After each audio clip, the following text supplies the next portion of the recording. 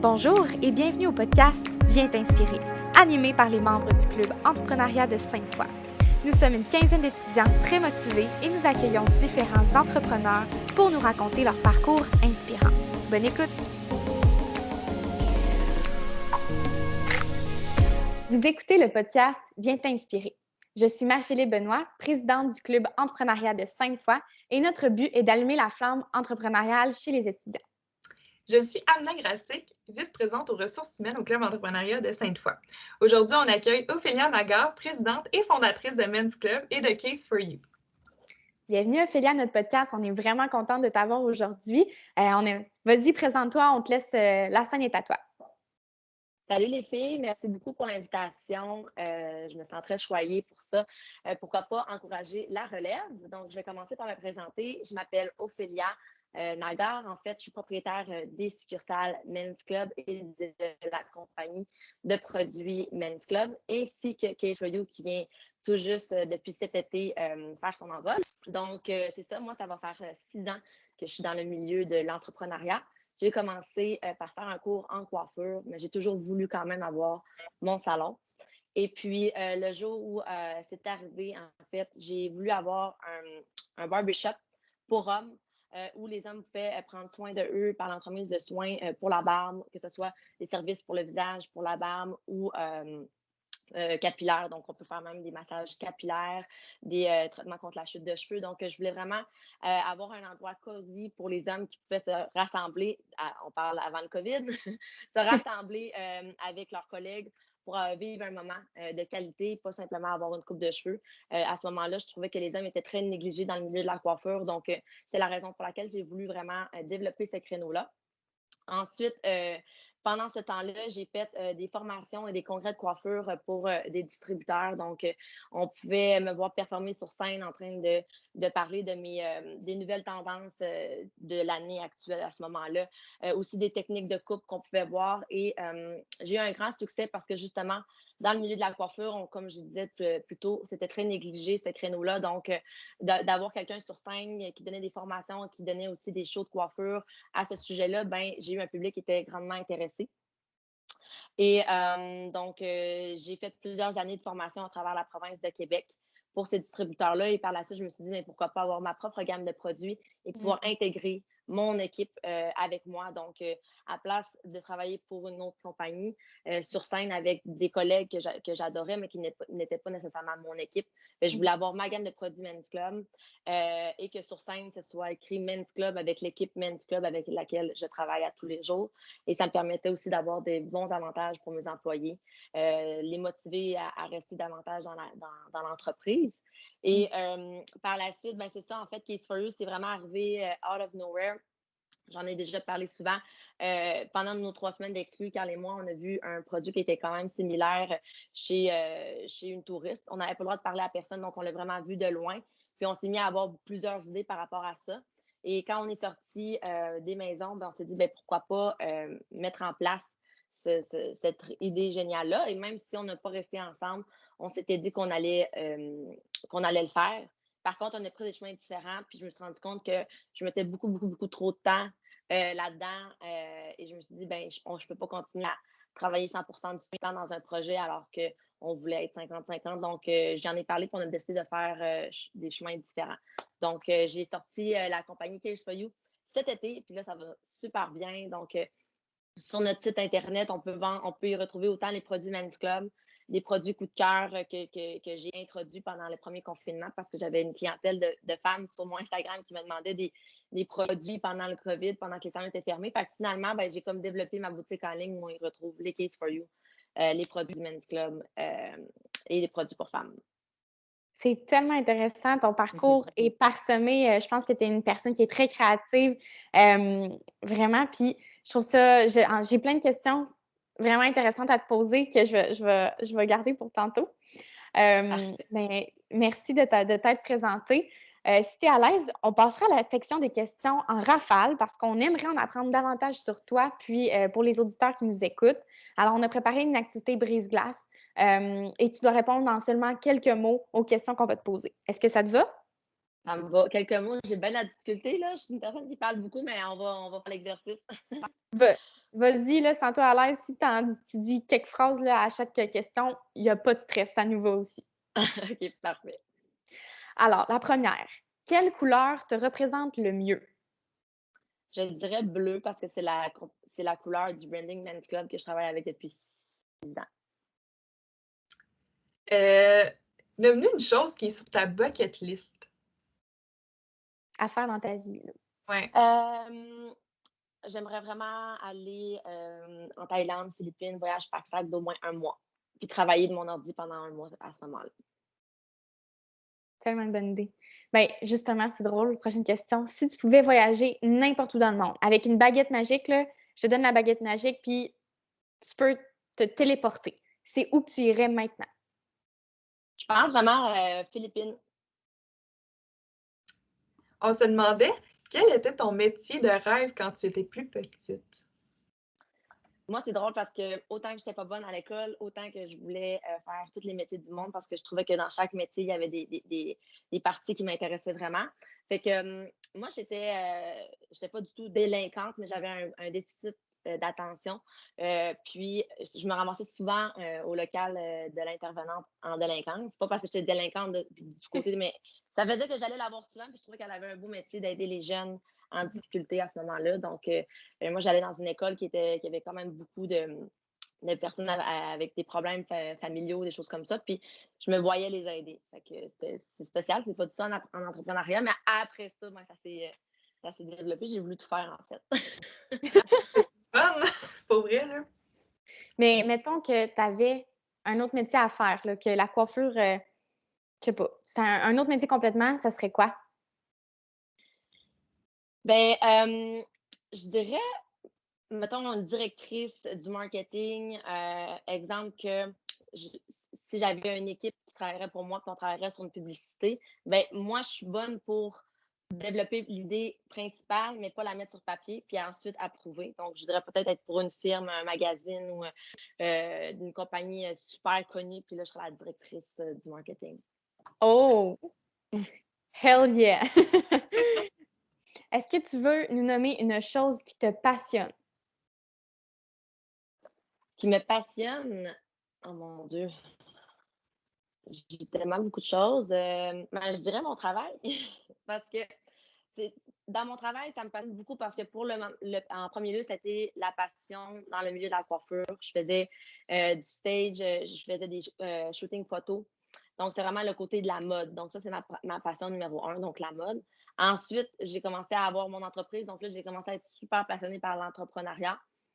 Et ensuite, quand on est arrivé dans le gros développement où que j'ai intégré une nouvelle gamme de produits, ben là, on faisait pas du simple petit marketing, on faisait du gros marketing. Fait que là, j'ai commencé à être super passionnée du marketing. Et là, en ce moment, avec ma boutique en ligne, on fait beaucoup du e-commerce. Et là, je développe une passion vers le e-commerce. Mais quand on y pense, ça vient quand même se rejoindre par rapport à tout ce qui est créativité. Dans le marketing, qu'est-ce que j'aime beaucoup, c'est les visuels, comment ils sont faits, les couleurs, comment accrocher le client envers ton produit. Donc, tu sais, ça vient quand même se rejoindre parce que, exemple, avec les Case for You, j'ai dit, c'est absolument out of nowhere, mais ça vient quand même avec le créneau mode parce que on va l'agencer avec nos outfits. Je peux faire des photos, organiser un shooting photo. Donc, c'est vraiment tout ce qui est créativité, mode, je dirais que c'est ma passion. Ah, ben oui, mais tu veux-tu nous en montrer un? Je pense, t'en as-tu un proche de toi, un case? Ouais. Moi, j'en ai plein. Ouais. Ben, en fait, j'ai toutes les couleurs. Là. Tu peux avoir ton nude avec corps nude, noir, corps nude. Celui-là ici, c'est tout nude avec les petits bouts comme or. J'en ai avec des straps, verts, noirs. Fait que tu peux comme agencer les couleurs avec tes outfits. Fait que j'aime bien ça. Puis souvent, je vais faire des collections. Exemple, pour Noël, on avait une collection Noël avec une corde rouge. Fait que là, l'été s'en vient. Fait qu'on fait des nouvelles collections. Puis après ça, j'organise des shootings photos. Puis c'est vraiment, je fais de tout. Fait que c'est ce que j'aime vraiment. Vraiment. Moi, tu porter, là, les petits bouts or, là, j'aime ça. Je porte juste du or. Fait que moi, tu porter Ben, c'est le fun. Ben, pour les gens qui nous écoutent sur YouTube, vous avez vu les études, mais pour ceux qui nous écoutent juste en audio, eh bien, on peut suivre sur ta page Instagram, c'est Case for You, c'est ça? Ouais, Case for You Brand. Puis sur mon site internet, byophelia.ca, on y retrouve là, toutes les couleurs là, de case, que ce soit de case plus corde ou des cases avec des gants. Puis tu peux acheter à l'unité pour faire mixer là, tes cases avec tes outfits. Yes, ça, c'est cool. C'est ça qu'on cherche, là. Ah oui, je te laisse, Amina. Ouais. C'est quoi ta tradition familiale préférée? Ma traduction? Ta tradition Ah, familiale. tradition familiale. Ah, ben, ma famille en Israël, en fait, la moitié de ma famille du côté de mon père sont en Israël. Puis ma tradition préférée, en fait, c'était d'aller manger, ça s'appelle des jachnun, le samedi, donc le jour de Shabbat, chez ma grand-mère. On se rejoignait toute la famille là-bas pour manger ça. C'est donc bien le fun. C'est quoi le mets que tu as dit? Ça s'appelle des jachnun. Mais en fait, c'est vraiment une pâte, c'est vraiment un mets typique de là-bas. Puis c'est une pâte qu'on peut tremper soit dans une sauce tomate, une sauce plus épicée. Donc, je ne pourrais pas vraiment en dire plus parce que ma grand-mère n'a jamais voulu me donner la recette. Fait que là, il faut vraiment que ça soit ta grand-mère qui les cuisine parce que sinon, tu n'es pas en mesure de le faire toi-même. Non, c'est ça, mais c'est vraiment typique. C'est juif comme mets. Moi, la moitié de ma famille en Israël sont juifs. Ma famille ici, ils sont catholiques, non pratiquants. Fait que, tu sais, moi, je suis pas, j'ai pas de religion. Mais j'aime bien participer à la religion de ma famille quand j'y vais. Les traditions, oui, Ouais. c'est tellement des beaux moments qui restent imprégnés dans notre vie, dans nos vies. On voulait savoir, est-ce que tu préfères la ville ou la campagne? La ville. En fait, là, tu as comme répondu un peu à la question. Est-ce que c'est quoi ton mets préféré? Non, c'est pas ça mon mets préféré, par contre. Mon mets préféré, mon Dieu. J'aime beaucoup les sushis. Je vais dire sushi. J'adore les sushis aussi. Est-ce qu'il y a un animal qui te représente? Si oui, lequel? Mm. Je sais pas, peut-être guépard ou c'est un animal qui court vite, qui est quand même très élégant dans sa façon de. Je sais pas, je pense que oui, guépard. Quelle émission ne manquerais-tu pour rien au monde? Euh, Je dirais que les occupations doubles, avant que je le fasse, je n'ai vraiment écouté beaucoup. Je trouvais que j'aimais bien ça, voir l'évolution et tout. Fait que je trouvais ça intéressant. Mais maintenant, j'écoute plus bien la télé. Ah ouais, comment ça? J'ai l'impression de rien faire. Puis peut-être aussi, c'est le fait que là, on est confinés, donc on est toujours à la maison. Donc, c'est pas pareil que comme avant, ben, quand j'arrivais à la maison, ben, d'écouter la télé, ça me dérangeait pas parce que je me disais, je me repose, tu sais. Mhm. Mais sinon, tu sais, dans ma semaine, puis tout, je vais pas écouter vraiment la télé, là, peut-être le dimanche, là, mais j'écoute plus la télé.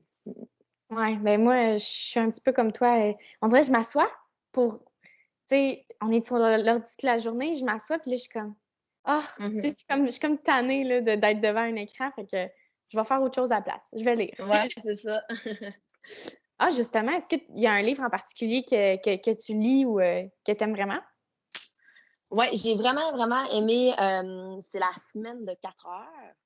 Je pense que c'est exactement comme ça le titre. Ça fait un petit bout que je l'ai lu. Ce que j'ai vraiment aimé du livre, en fait, c'est quelqu'un qui, parce qu'il posait la question, pourquoi être en affaires? Qu'est-ce qui te rend heureux d'être en affaires?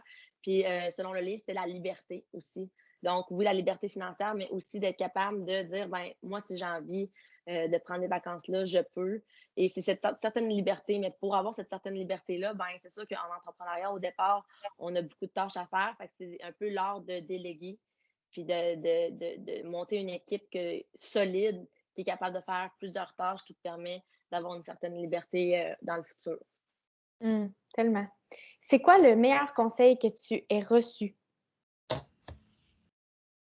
Le meilleur conseil que j'ai reçu,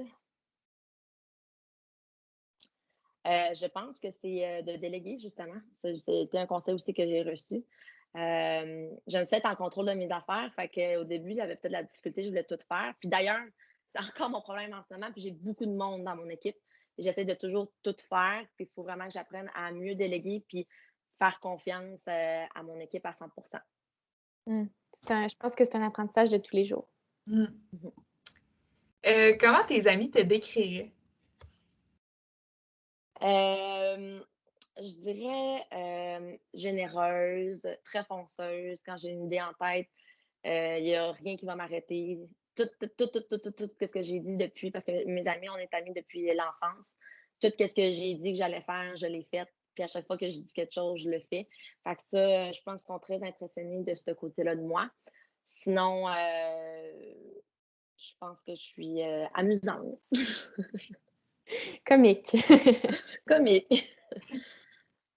Bon, ben maintenant, on va tomber plus dans les questions plus profondes pour justement en apprendre davantage sur toi, Ophélia. Parfait. C'est quoi les 3 mots qui te décrivent le mieux? Déterminée, passionnée et généreuse.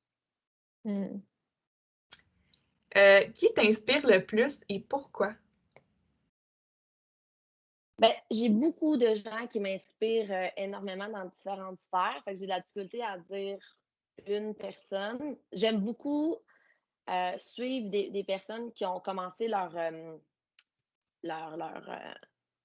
j'allais dire en fait, qui ont commencé en même temps que moi, en fait, dans les environs. Fait que, tu sais, quand je regarde Andrea Marquis de Womans, si je regarde Aniska de Otera, si je regarde plusieurs entrepreneurs qui ont commencé dans les environs en même temps que moi, ben, j'aime ça voir leur évolution, puis voir, tu sais, je ne nous compare pas du tout, mais j'aime ça voir des personnes qui sont autant passionnées que moi, puis qui continuent toujours à se diversifier puis à être innovateurs dans leur création, dans leur entreprise. Fait que donc ça, c'est vraiment ça qui va m'inspirer beaucoup.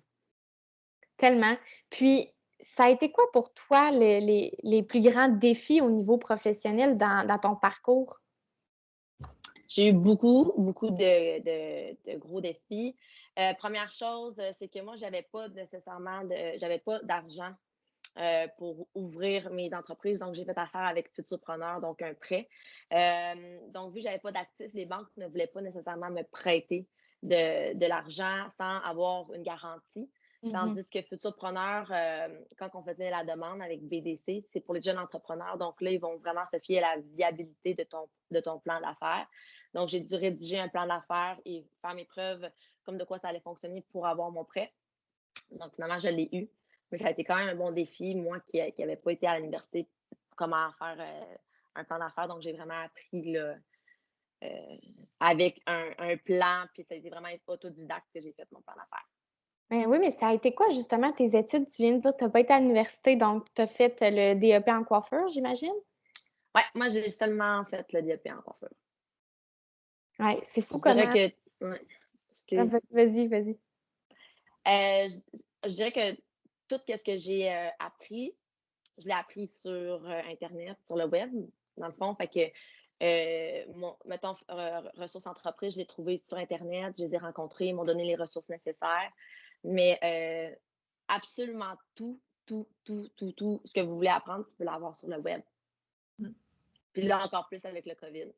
Fait qu'il y a ça. Sinon, là j'ai eu le COVID, ça, c'en est une difficulté depuis mon parcours. Tellement. Mais ça, je trouve ça intéressant que tu parles d'Internet puis que c'est une ressource parce que je pense que tu as la qualité probablement d'être autodidacte puis d'apprendre par toi-même. Puis ça, c'est pas l'école qui va te l'apprendre, c'est pas. Puis sûrement que, tu sais, de faire les choses, il n'y a rien de mieux que de le faire par soi-même. C'est là qu'on apprend énormément aussi. Fait que les expériences sont probablement, tu sais, forgées aussi. Toi, la COVID, tu sais, dans le sens de ton équipe, ça doit être assez un gros défi de garder l'équipe au niveau tout le temps motivée puis d'être comme parce que tu carry une équipe au complet, c'est ça, le bien-être, tout le monde. Fait que comment ça se passe au bureau? Là, je sais que vous avez réouvert, fait que c'est positif. Oui, honnêtement, ça se passe super bien. J'ai une équipe qui est très, très, très motivée. Donc, honnêtement, ma gang, ça fait plusieurs années qu'ils sont avec moi. J'ai pas beaucoup de nouvelles employés. Donc, je pense que les filles savent que si, exemple, je veux que le service à la clientèle soit fait de telle façon, qu'on balaie les cheveux après chaque coupe de cheveux, que ça soit super clean. Ils ne voient pas comme si je leur donnais un ordre, mais beaucoup plus comme ben, c'est normal. Puis ça fait partie de la job, puis ils ne le voient pas comme des tâches parce qu'ils ont la même vision que moi. Donc, je suis vraiment chanceuse, ils sont très motivés. Le fait qu'on ait été fermés 4 mois, fait qu'on a l'impression de refaire notre passion. Les clients sont super contents de venir. Ça fait partie de leur seule activité en ce moment. Je trouve que c'est très, très, très difficile. C'est très lourd aussi à tous les gens qu'on parle. Tu sais, comment ça va? Ça va. Les gens ne vont pas bien du tout. Là. Il n'y a pas de personnes qui arrivent vraiment à en jouer en ce moment au salon. Puis j'ai des clients de tous les milieux, tous les domaines, de loin ou proche de la COVID, qu'il y en a qui travaillent dans le milieu de la santé. Fait que, tu sais, on a beaucoup d'emprise sur eux autres, sur leur morale. Fait qu'on essaie de leur faire vivre un bon moment puis un moment positif. Super. Donc, tantôt, tu nous avais dit en fait que tu avais 2 compagnies, Case for You et Men's Club. Comment tu fais en fait pour répartir ton temps entre les 2 compagnies? Honnêtement, ça va super bien. Je dirais que, dans le fond, le fait que quand on a fermé le premier confinement, ben c'est là que j'ai fait ma plateforme en ligne. Et ensuite, quand on a réouvert, je n'avais pas encore nécessairement les Case for You. Quand on a réouvert, ben, ce que je fais, c'est que j'ai pris beaucoup de clients au départ, mais après ça, je fais juste les jeudis, vendredis en arrière de ma chaise parce que je ne peux pas être partout en même temps.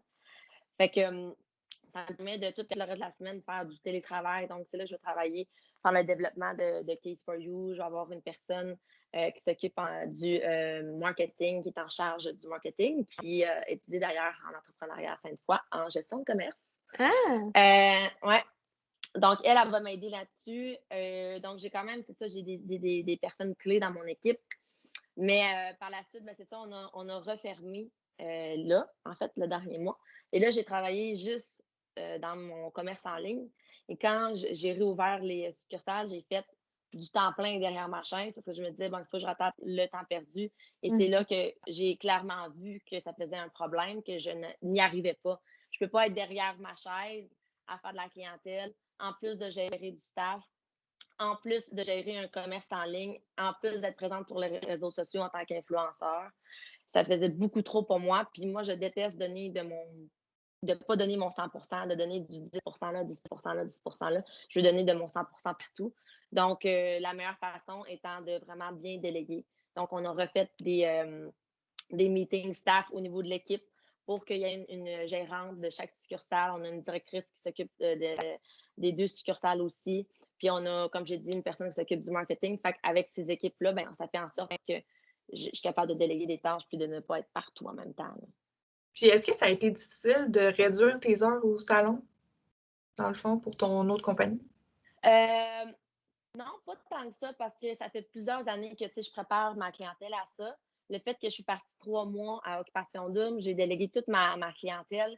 La façon dont je l'ai faite, ça s'est super bien passé. J'ai écrit dans leur dossier avec qui j'y référais, puis j'avais fait un meeting avec mes employés pour dire que chaque client qui appelait pour un rendez-vous avec moi, d'aller dans les fiches clients, puis il va être écrit avec qui je déléguais la personne. Donc, tous mes clients ont été tellement bien pris en charge par le staff du Men's Club. Ben maintenant, ils sont bien servis puis ils viennent avec elle. Puis si des fois je suis là, ben, ils vont venir avec moi, mais si je suis pas là, ils vont venir avec elle. Ah, mais c'est vraiment super. Puis, je voulais savoir, tu as parlé t'as une personne au marketing qui est allée en gestion de commerce. Est-ce que ça fait longtemps qu'elle travaille avec toi au marketing dans ton équipe? Oui, honnêtement, ça doit faire 3 ans. C'est super cute parce qu'en fait, qu'est-ce qu'elle a fait? C'est un projet. Elle avait un stage à faire avec son équipe sur dans le fond, elle faisait une évaluation de l'entreprise, puis elle nous donnait, mettons, ses astuces. Puis, elle s'avait vraiment démarquée dans l'équipe. Je n'avais pas nécessairement besoin à ce moment-là d'avoir quelqu'un dans mon marketing. Mais je la trouvais toute passionnée, trop cute à son affaire. Puis elle avait l'air vraiment, justement, tu sais, elle avait pris soin de faire son document. Puis moi, c'est ça ma faiblesse. Moi, je peux être, j'ai des idées, je suis en développement, mais je suis beaucoup moins structurée. Donc, c'est comme ça serait bien d'avoir une personne qui est très structurée dans les promotions, dans les idées. Puis elle avait bien compris l'essence de ma marque. Donc, je l'ai engagée pour un 15 heures semaine pour commencer. 15 heures par mois. juste pour dire, puis elle avait gardé son autre travail, puis maintenant, elle est rendue temps plein. Ah, c'est tellement une belle histoire. Je suis contente. 5 fois for the win.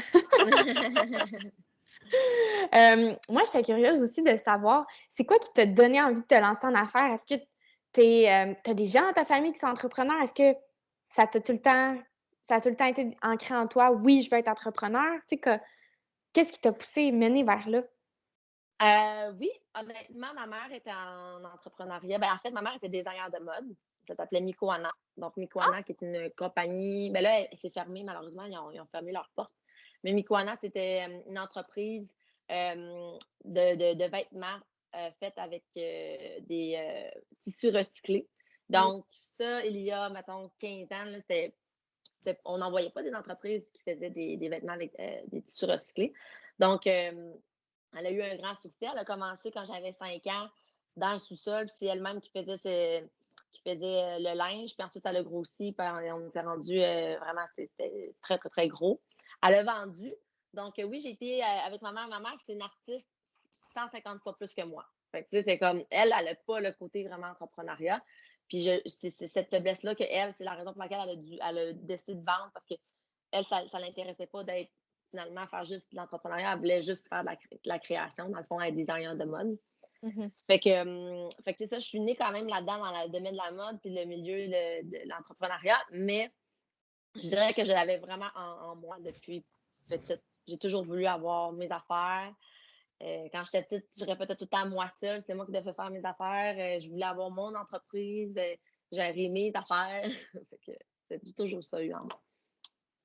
Puis je sais que tu avais fait, si je ne me trompe pas, des capsules vidéo pour montrer aux gens comment se couper les cheveux là, pendant le confinement. C'était quelque chose du genre.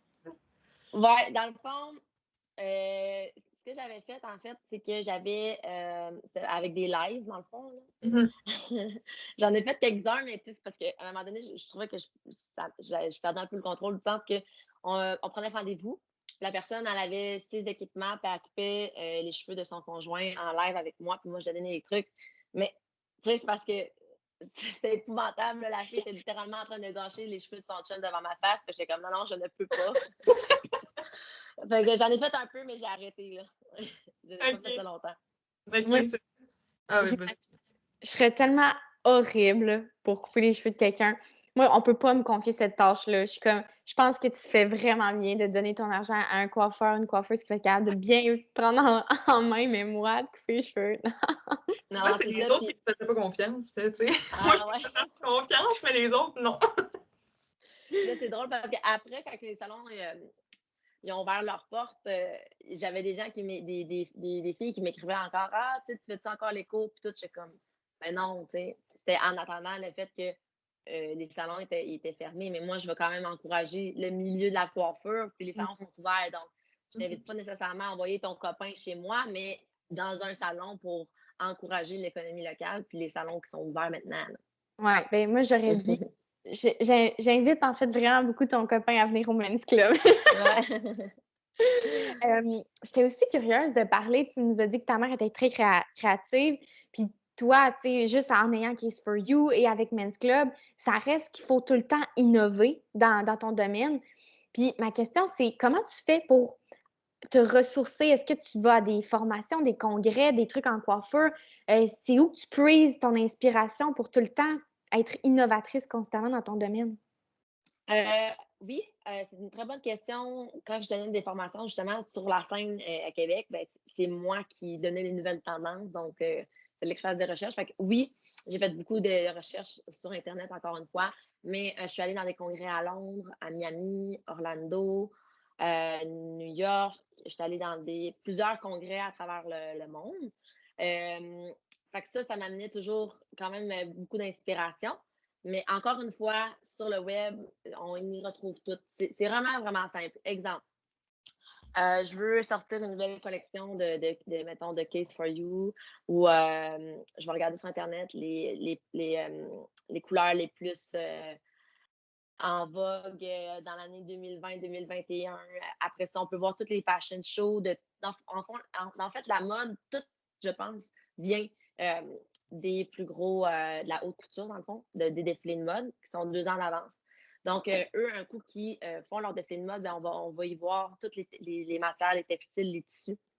Et là, ensuite, les fournisseurs de tissus vont créer leurs tissus. Et ensuite, il va y avoir tout le monde qui vont copier les plus grands designers de la haute couture pour faire leur collection. Donc, c'est un peu comme ça que Forever 21 sont toujours ben, ils regardent ce qui va se faire d'avance. Puis malheureusement, c'est pas fait par des designers ici, mais c'est ce qui fait en sorte que c'est pour ça qu'il y en a qui préfèrent vraiment de loin encourager des entreprises qui ne sont pas des grosses bannières qui font copier puis qui vendent ça à des prix Exorbitant. exactement. Fait que c'est vraiment de là que ça commence, mais ça va aussi commencer. Donc, les coiffures vont matcher avec le linge et les accessoires vont matcher avec ça. Donc, tout va partir vraiment de là. Puis ces couleurs-là aussi qu'on va retrouver dans les tendances de la mode, on va les retrouver aussi dans le marketing. Donc, il va y avoir les tendances 2021 de marketing, il va y avoir les tendances 2021 de typographie, donc comment écrire. Il va y avoir les tendances comment aussi t'adresser en ligne à ta clientèle. Donc, tout se fait sur Internet. Tu as des milliers et des milliers de blogs, c'est juste fou, juste sur Shopify, par exemple, tu veux faire du e-commerce, tu as des cours gratuits. Ouais. Fait que, tu sais, c'est comme, il y a tout là, sur Internet. Est-ce que tu as écouté sur Shopify les cours de Greta? Non, Non, pas mais ceux-là? j'en ai envoyé beaucoup. Moi, à un moment donné, je ne peux pas tous les écouter, fait que je les envoie à Marie, qui s'occupe de mon e-commerce, qui grandit avec moi aussi parce qu'elle n'a pas appris le e-commerce nécessairement à ce moment-là au cégep. Peut-être que là, avez-vous des cours là-dessus maintenant?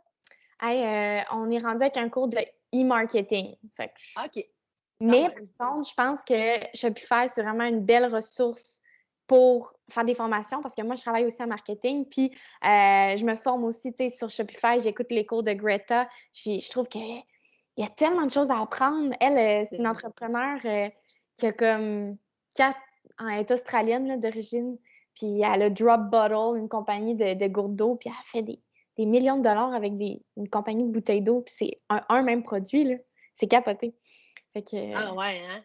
ouais. C'est ça. Ben, je vais aller voir, je vais même inviter Marie à les écouter parce qu'il y en a tellement là, sur Shopify, Ouais. c'est comme tu peux magasiner littéralement un cours. Là.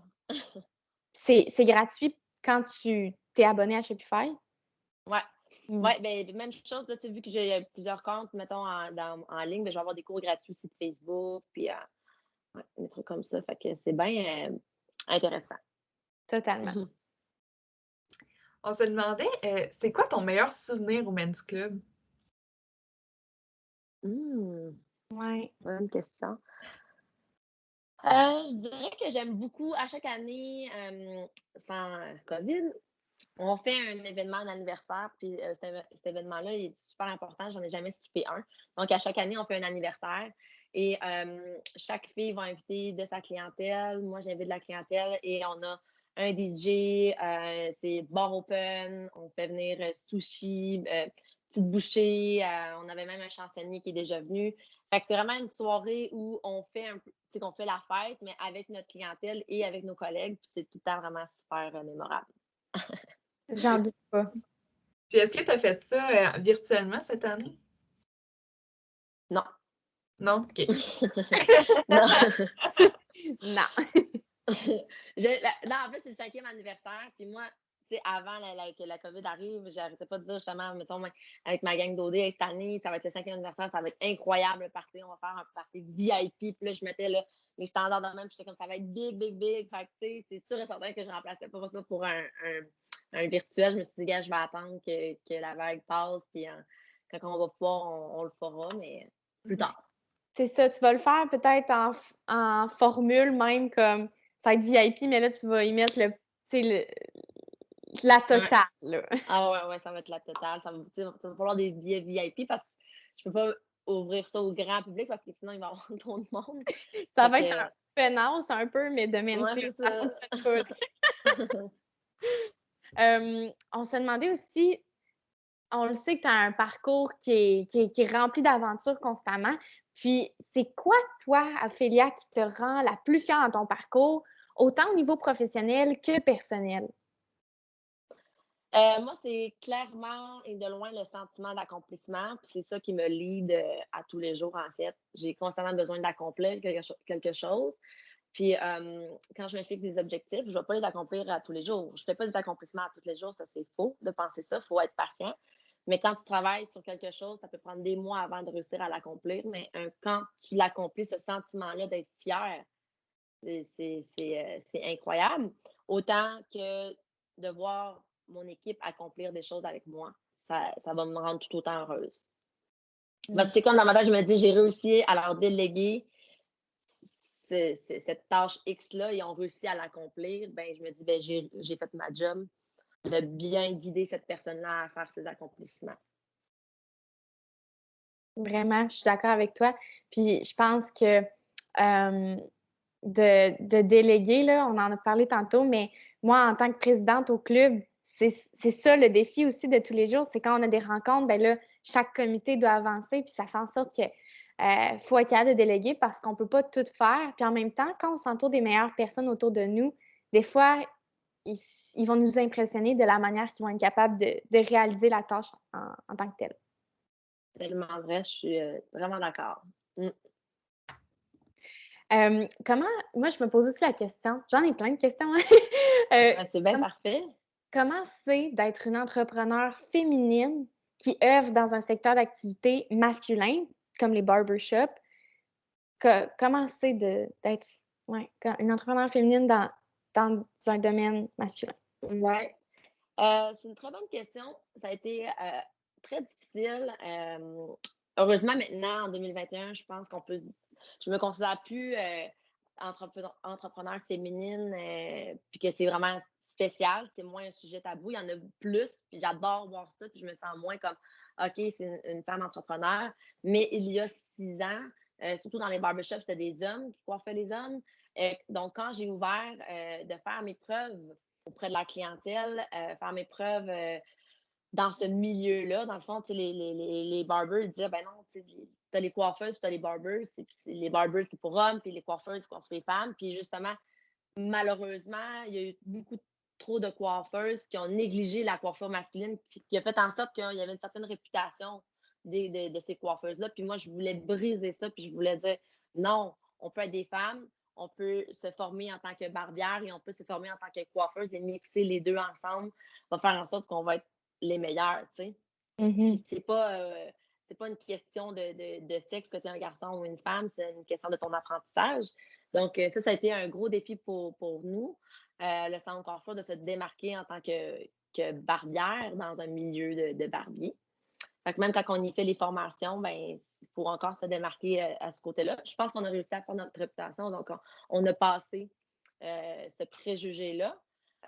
Sinon, les difficultés que j'ai retrouvées beaucoup, puis qui m'ont fait perdre beaucoup de sous, c'est au niveau de quand on fait affaire avec un homme plus vieux qui a plusieurs années d'expérience dans l'entrepreneuriat et qu'on parle de négociation ou de choses beaucoup plus sérieuses comme ça, ben j'ai ressenti à plusieurs reprises certaines manipulations au niveau de, comment je pourrais dire, qui était plus puissant que moi, mettons, cette personne-là.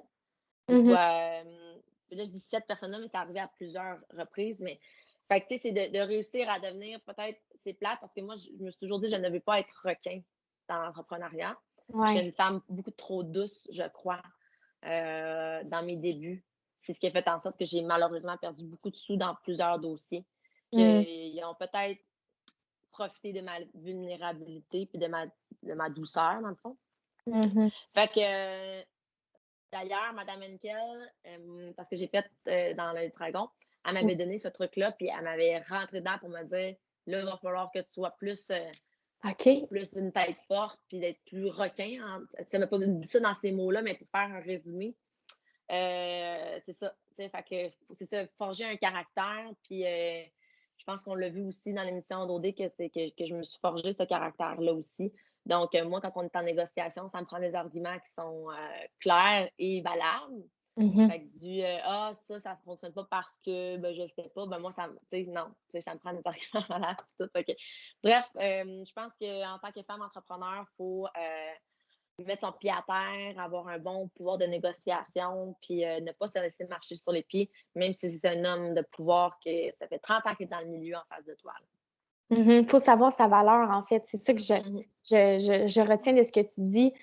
Si on dit, ben non, moi, mais mettons, ma valeur, c'est ça, tant de l'heure, je mérite ça, ben, faut l'assumer, puis il faut mettre ses culottes. Ouais, ouais, ouais, vraiment, vraiment. Puis ça, tu sais, exemple, ça, c'est par rapport à un taux horaire, ben, de pas se dire: «Ah ben, je vais perdre le contrat». Ben, s'ils ne considèrent pas ta valeur, ben, tu le perdras, ce contrat-là, tu feras un autre contrat avec quelqu'un d'autre, mais à ta juste valeur. Tellement, tellement important. Fait que Mmh. peut-être que des fois, on est mieux de se respecter, de savoir sa valeur entièrement, puis d'attendre un prochain contrat, parce que peut-être ça va être une autre opportunité qui, tu sais, qui va cogner à notre porte. Ouais, c'est ça. Puis, nous, les femmes, on est très, guidées par nos émotions, puis les hommes, pas du tout. Donc, je pense que ça, c'est une force qu'eux savent. En tout cas, tu sais, je veux pas vraiment, je ne généralise pas du tout, du tout, du tout, du tout, mais dans les expériences du passé que j'ai eues, des personnes, qui étaient dans le milieu de l'entrepreneuriat depuis des années, ben, la façon dont ils réussissaient peut-être à m'avoir, c'est de me leader par la peur. Tu sais, c'est comme comme si j'étais ri c'est comme si j'étais rien sans cette personne-là ou cette, entreprise-là ou parce que comme j'étais arrivée à vraiment plusieurs reprises, c'est pas un seul, sujet, je pourrais en parler pendant longtemps, mais ça arrivait à plusieurs reprises que j'ai pris conscience que ce moment-là, je me suis fait littéralement manipuler. Mhm. Ce qui est intéressant, c'est que tu as appris de Mhm. ça. Puis là, tu es rendue la femme que tu es. Puis tu évolues constamment aussi. Là. C'est ça qui est important aussi. C'est ça que j'aime de l'entrepreneuriat aussi. Mhm. Puis une question que honnêtement, on se pose souvent, c'est quel conseil donnerais-tu à Ophélia de 18 ans? Ouh! Ben, 18 ans? Ben, moi, à 18 ans, je commençais mon cours de coiffure et je pensais ne pas être, tu sais, à l'école, j'avais vraiment des mauvaises notes. Je pensais peut-être pas croire en la force intérieure que j'avais en ce moment. Donc, c'est vraiment avec le temps que je me suis rendu compte que j'avais une énorme intelligence autodidacte. Donc, c'était pas le fait que je n'étais pas intelligente, c'est que la façon dont on m'a enseigné n'était peut-être pas la meilleure. Puis, de prendre confiance en moi parce que j'avais pas confiance en moi à 18 ans, de mes capacités puis tout. Puis, à partir du moment que c'est arrivé, j'avais vraiment une force intérieure qui allait réussir. Puis c'est cette force-là qui depuis ce temps-là, je suis extrêmement heureuse dans ce que je fais parce que j'ai confiance en moi. Fait que je pourrais dire d'avoir confiance en tes capacités puis de trouver la façon dont tu vas pouvoir cheminer. Il y en a qui vont aller à l'université, puis c'est la meilleure façon pour eux autres de cheminer dans leur carrière. Il y en a qui vont être, à l'inverse, autodidactes, puis ils vont préférer. Et je suis très contente d'ailleurs que les entreprises vont aussi maintenant de plus en plus, oui, se fier au bagage de l'école ou des études, mais qui vont aussi se fier au bagage derrière la personne, donc les expériences de travail. Fait que je pense que c'est ça, de chacun comme focuser sur ses façons, ses méthodes d'apprentissage à lui. Tellement. C'est très bien dit. Puis je pense que la confiance, quand tu travailles là-dessus un petit peu chaque jour, ben ça te permet de croire en toi, de croire en toi. Oui, vraiment, parce que tout le monde a un chemin différent en tant que tel. Quand on regarde les plus gros entrepreneurs, les présidents d'entreprises puis tout, ils ont chacun un chemin différent. Fait qu'il faut arrêter de vouloir être quelqu'un ou de vouloir faire le même chemin ou de vouloir penser que, ben, c'est comme ça qu'on va se rendre loin. Ben non, il y a plusieurs façons, puis de se faire confiance à soi-même. Mmh. Tellement. Mais c'était un super de podcast et moi, j'ai une dernière question à te poser. Oui. Qu'est-ce qu'on peut te souhaiter pour la prochaine année? Pour la prochaine année, je dirais que je veux, ben, premièrement, que les salons ne referment pas. Oui. Ouais, donc honnêtement, c'est vraiment, tu sais, j'ai bâti quelque chose de solide avec, les Men's Club. La COVID, le fait qu'on a dû fermer, ça a eu un impact assez majeur. Donc, j'aimerais, pouvoir, opérer et continuer tout le travail qu'on a fait auparavant en paix. Donc ça, je me le souhaite vraiment. Puis en santé aussi, donc de réussir à retrouver l'achalandage qu'on avait avant le COVID, puis de continuer vraiment la pente montante qu'on avait. Donc c'est c'est ça, garder mes entreprises, mes succursales en santé avec mes employés, puis les garder qu'ils soient heureuses. Et en même temps, développer toute ma business en ligne que j'ai montée grâce au COVID, parce que là, on parle, j'ai eu des pertes, mais grâce au COVID, j'ai développé une boutique en ligne. Donc, vraiment aller chercher que ma boutique en ligne prenne l'expansion puis qu'on réussisse à se forger vraiment une place dans le milieu du e-commerce. Même chose avec les Case for You qui font partie là, de ça. Donc, Case for You, c'est ça, on mise le marché canadien.